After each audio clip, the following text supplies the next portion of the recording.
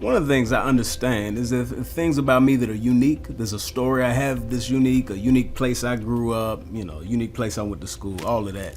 But for people who are in Jesus, there's also something more core to our story that is exactly the same. In Ephesians chapter 2, Paul tells the story of every Christian, and it's this. As for you, you were dead in your transgressions and sins, in what you used to walk. And he goes on and talks about what that was like. And then he says in verse 4, but because of his great love for us, God, who's rich in mercy, made us alive with Christ. So this is part of what it means. People talk about being a born again Christian, like that's a really serious Christian or a conservative Christian or whatever. You're either dead in your sins or you've been born again in Jesus. And there are amazing things that come with that. One of the things that always strikes me about what he says here, though, is that God is rich in mercy because of his great love. And it says he saved us to show the incomparable riches of his grace. So it's kind of like this. There are two kinds of rich people. There are rich people who you would never know they're rich. They kind of dress normal.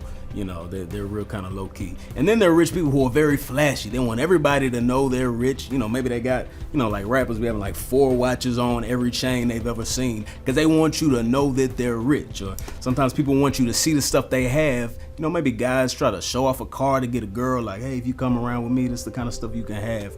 Well, God woos us to himself with riches, but what he has to show off is much better than cars or jewelry or money. What he has to show off is incomparable riches of grace and mercy. God has so much grace and mercy that he longs to pour out on us for all of eternity, and he shows it off as a way to woo us. So if we think, I need more grace than that, God says, I have an incomparable amount of riches and grace and mercy, and he's calling us to himself. And so one of the beautiful things about coming to Jesus is there's a resurrection, there's new life that's available to all of us.